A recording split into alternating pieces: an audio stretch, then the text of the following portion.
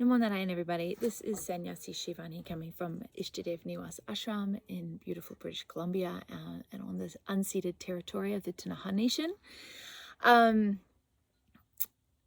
I wanted to share the yoga views today on the full moon of 20th of September. It's at 11:55 p.m. GMT time, which is 5:55 p.m. Mountain Standard Time here. I just wanted to, it's been a couple of videos since we've given some context to what Yoga Views is, and I just wanted to do that really briefly. I am not an astrologer. I've been following astrology for many years, and I have been around a lot of astrology. It's not my strong point. It's not my dharma. I do currently follow 4 different astrologers. One that is not accessible publicly. But one is Brucker Goldsmith, Pam Montgomery, and Roland Legrand. And what I love about them is that they all come from astrology from a completely different place. One's very analytical and very ta-ta-ta-ta-ta. One is completely the other spectrum of bringing in other realms and dimensions of wisdom and understanding, and one sort of holds both of those energies, but they all hold the beautiful thing I love about them is they all hold the same wisdom. They're all saying the same thing, they just say them in very different ways. Now what I do is I take all of those 3 astrologers' perspectives and understandings of what's happening astrologically, and then I run it through a yogic filter, and I run it through my own understanding and perspective and what we're experiencing here at the ashram and what we're experiencing within the community, and then I offer that to you, hopefully in a way that allows you to have something to hold on to tangibly as we move through these quite challenging times. So the 20th of September is the full moon.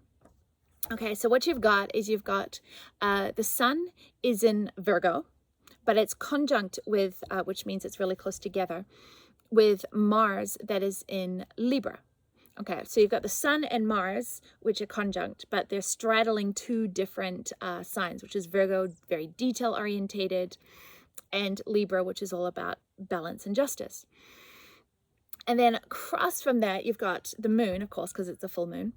And you've got the moon is conjunct with Neptune, which is about what you believe, and Pisces, which is the big picture.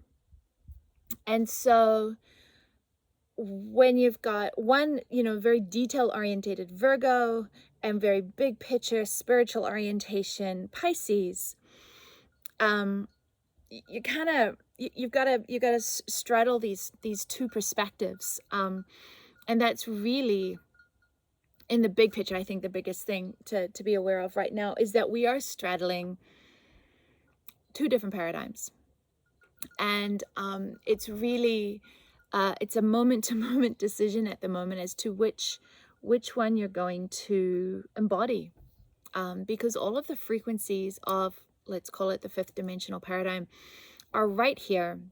They're right here, right now.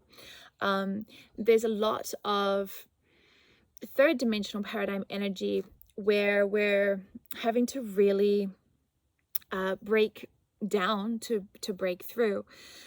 So as we go through the next 2 weeks, there's some really big alignments, and I'm not going to really sort of like bore you or overwhelm you, is a better way of putting it, with, this aligned with that and da. But what I am going to do is I want to point out a couple of key things for you. With the alignment of the full moon between Virgo and Pisces is really an opportunity to simplify materialistically, lighten your load within the 3rd dimension, clean out your closets, go through your underwear drawer, figure out what you haven't worn in years, give it away, throw it away, burn it, like whatever is most appropriate for those things, but lighten your own load.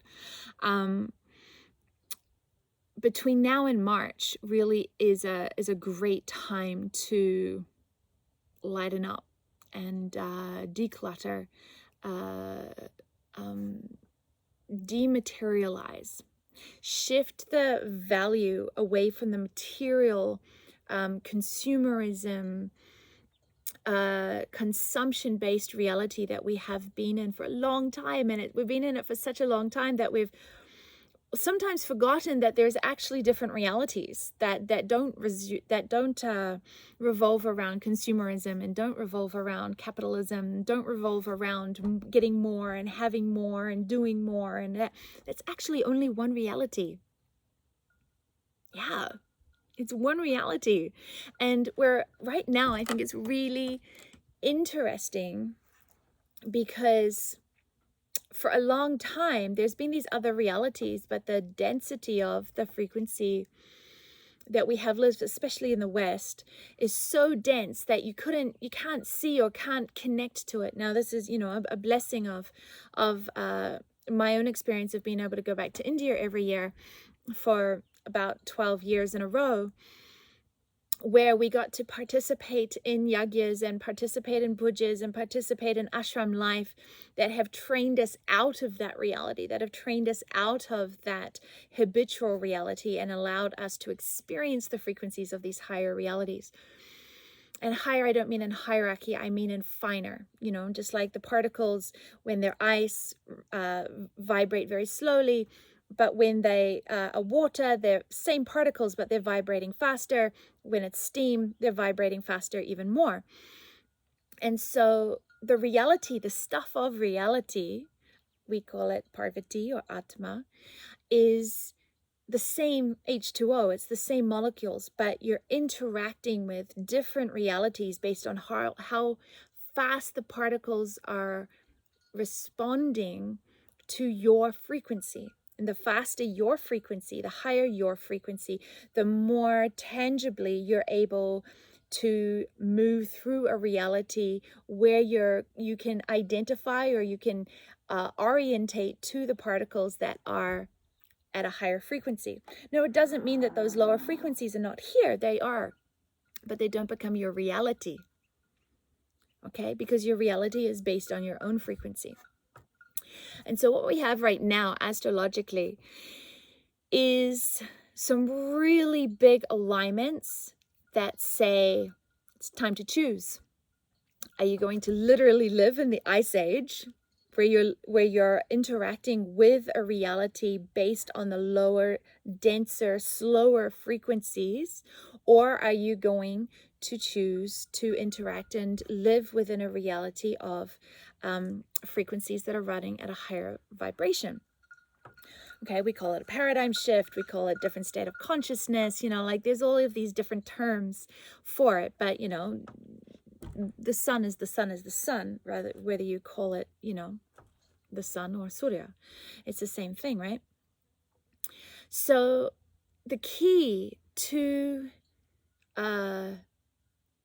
orientating to a higher frequency inside, so that you can interact with a higher frequency within the realities, is to live lightly. So you have to lighten up, literally, and that means in all rounds. Now, it doesn't mean you don't have things, okay, but it means that you're not attached to them. And this is the teaching, the yogic teaching of non-attachment. It's not that you don't have things. You do. I mean, you live in the world. You need things. You need shelter. You need clothes. You need food. You know, you have these things, but you're not attached to them. You have the fluidity inside of you that if one of those things is no longer available, you don't disintegrate into lower frequencies. And so paradigms that sit at a finer frequency or a higher frequency. I don't like using the word higher because it seems all hierarchy, but it's not. It's just a different speed of frequency. Has the foundation of faith and trust and transcending likes and dislikes. It has a structure of discipline, has a structure of restraint. Now, restraint actually gives freedom. Because within this restraint of not being at the whim of your emotions, and this is a big theme for the next couple of weeks, when you're at the whim of the emotions and you're acting out of anger and you're acting out of fear and you're acting out, what you think becomes your emotion, and then your emotion, the action from that emotional place, creates the reality. So when you act out of fear, you are orientating to the reality that will be anchored in fear. When you act out of anger, you are anchoring your reality into the reality that vibrates at the frequency of anger. Now, it doesn't mean you don't experience these emotions. It's not that you don't experience fear, it's not, or anxiety. It's not that you don't experience frustration or anger. But what we want to be doing from a yogic perspective is really coming into Jakshi, the witness, to witness, oh, I'm experiencing fear right now. It is not the time to make a decision. It is not the time to come into action.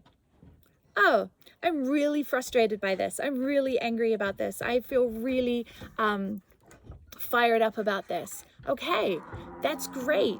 Feel fired up about it. Feel angry about it. That's okay. Not the time to be making decisions. Not the time to be acting on those decisions.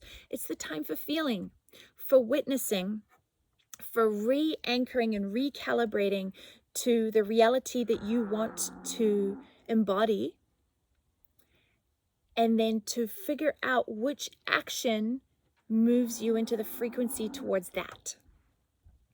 So we can use fear, we can use judgment, we can use polarization, we can use anger, we can use all of these denser frequency emotional realities. Hi, Lakshmi. It's kind of like a little bit like playing Operation. You know, as a kid, when you played Operation and you had the tweezers and you had to get out the specific bone or the specific thing, but if you put the tweezers on the side, it you know, and you knew you were off track. And that's kind of where we're playing right now in these two different dimensions, right? That your emotional body, your experience of negative or lower volatile emotions is that bzz. It's like, oh, I'm experiencing anger, right? I've come into a different frequency.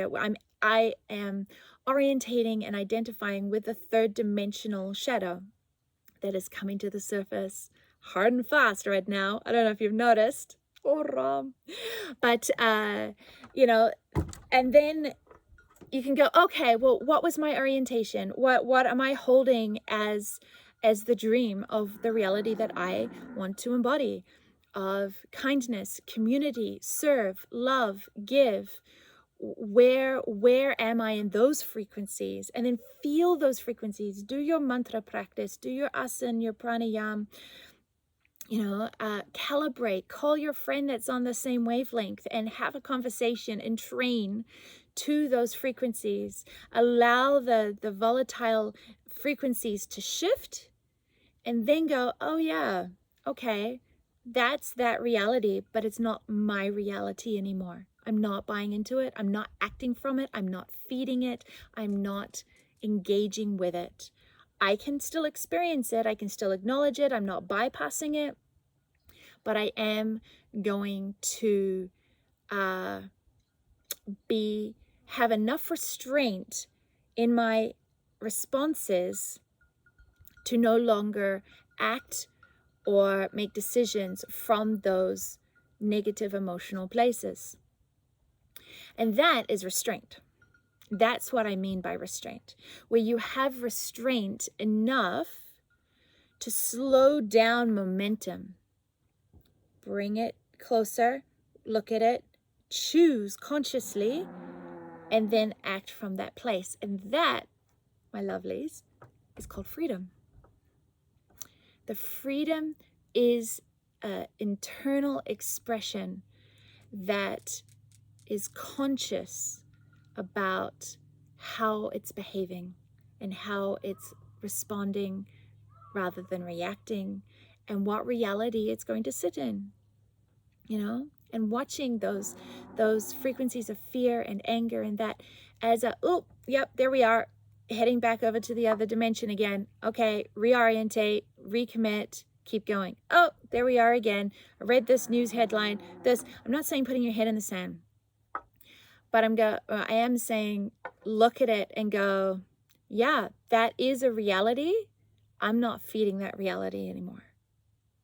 I will do what needs to be done. I will stay centered. I will keep my eye on the dream. I will participate to the degree that is within the realms of where I want to dream. So the alignments astrologically are giving us this opportunity more than ever in the next couple of months, right? So the sun conjunct with Mars, but straddling Libra and Virgo, giving us this third dimensional platform to bounce against. And then the moon, which is the emotional body, and Neptune, which is about what we believe, and Pisces is the bigger picture, is trying to show us this other side. But one is hyper rational and one is hyper irrational in their shadows, and neither is right. We have to learn to live, shine our light, but lean into the divine. We have to learn to balance those two things and live in the yog, in the union between the two. So that's the 20th of September. Okay, on the 21st of September, right, Mars in Libra is actually going to be opposite the moon, because the moon is going to move out of Pisces, because the full moon is at 28 degrees of Pisces, so very close to the end. Really good time for endings and beginnings, because Pisces is the last sign of the zodiac and Aries is the first. So when you have a full moon, which is a completion, at 28 degrees of Pisces, which is really close to 30 degrees, then you're really, you know, there's a door closing and there's a door opening, and you really want to walk through that threshold as consciously as you possibly can. Because on the 21st of September, when the moon moves into Aries and now is directly opposite Mars in Libra, right? Mars rules Aries, and but Mars is opposite Aries. So you've got a lot of fire, a lot of reactive fire about justice things, because it's in Libra, but you've got a lot of emotion in Aries, which is fire. So it's basically fire and justice and and this is a third dimensional thing that we're going to be seeing, and it's appropriate and it's needed and it's right and it's going to be there. You have to interact with it really properly, because there's a lot of fire. And on the 22nd, as the moon, because the moon moves really quickly, right? But the moon moves, will be conjunct with Charon. And of course, that is about health. And then the moon conjunct with Charon and health is now going to be opposite Mercury, which is quick and intellectual and fast. So on the 22nd of September, you know, the speed of Mercury and the violence of Mars, you know, Mercury and Mars with the moon, is going to be potential for accidents and violence and things that can happen quick, like things that happen really quickly. So, you know, 22nd of September, really good day, really good couple of days, 22nd, 23rd, to not have meetings, not put yourself out there, to not go to protests, you know, good time to lay low, and just allow that energy, that volatility to sort of subside, so that when we act, it can be without the reaction of Mars leading the charge. On the 24th, the moon is going to be conjunct with Uranus in Taurus. And of course, we've got this huge square with Saturn with Taurus. Saturn with Uranus. And that's going to be opposite Venus. So Saturn is about the past. It's about karmic duties and karmic patterns that have to be resolved. They have to be digested, neutralized, transcended, whichever way you want to look at it. But Saturn is in Aquarius until March 2023. So it's just this underlying, you know, Saturn is the past and wants things to be the same way, and Uranus is coming, you know, quickly into change in the Earth realm. But opposite Venus, and of course Venus is ruled by Taurus. So choose love, you know, between the past and the future. The future is love. Okay, and what's really interesting, I found, and this is coming from Pam Montgomery, is that, you know, you've got this Eris, not Aries, but Eris square with Pluto, and this Uranus square with Saturn. And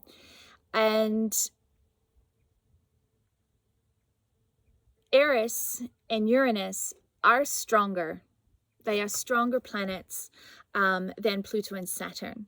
So what this is saying, as Pam beautifully put it, is that these squares are giving us like two things that are kind of duke it out. They're but Pluto and Saturn are not as strong as Eris and Uranus.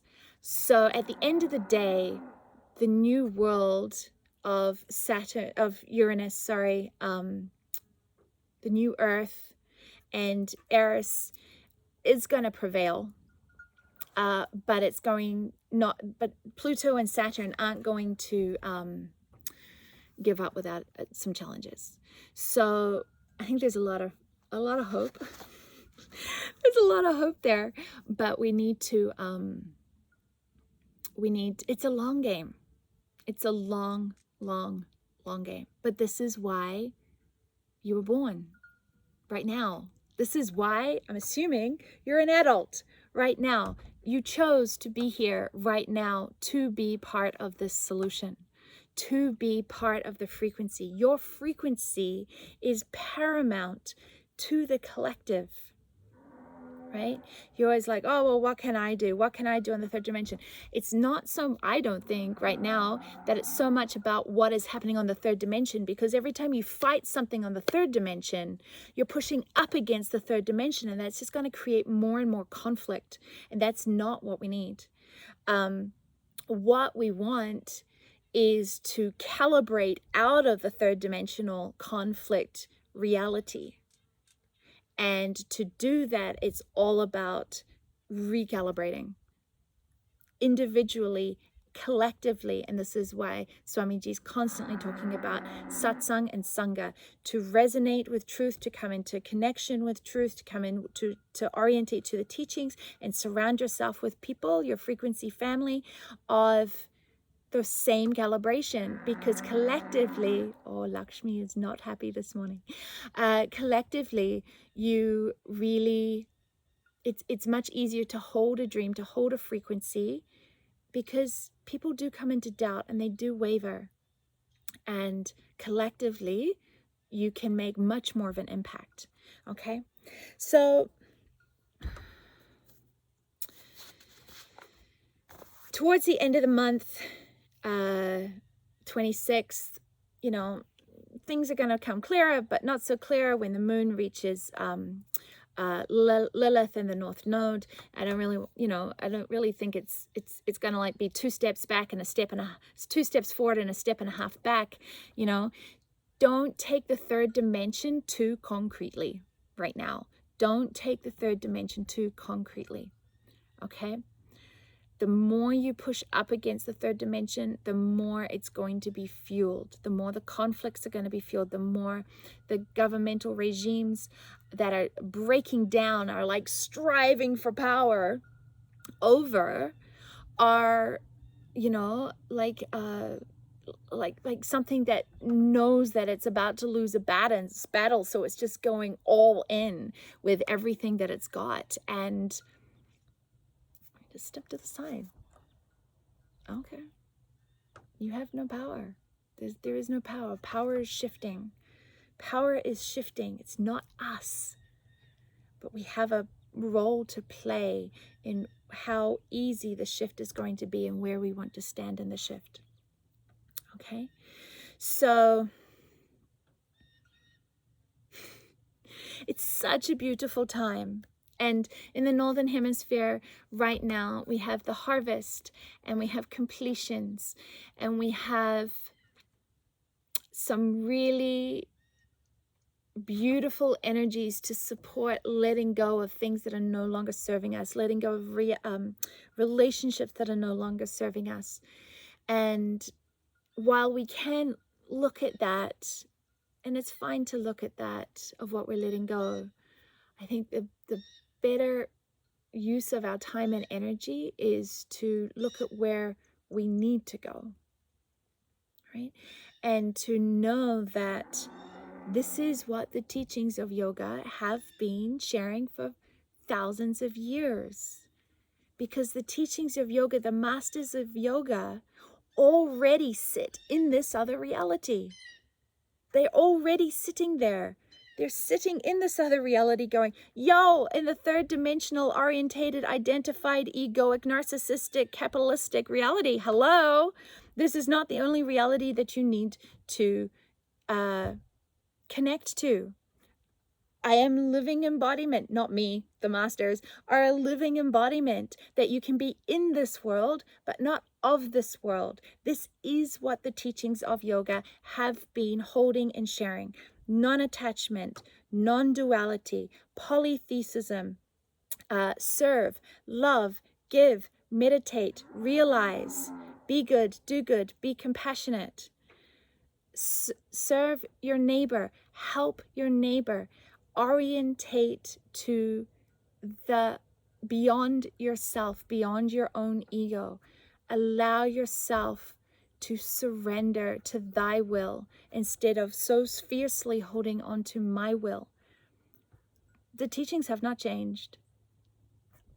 But I really am so excited because these teachings astrologically are so much more accessible to those of us who are in the world trying to remember something bigger.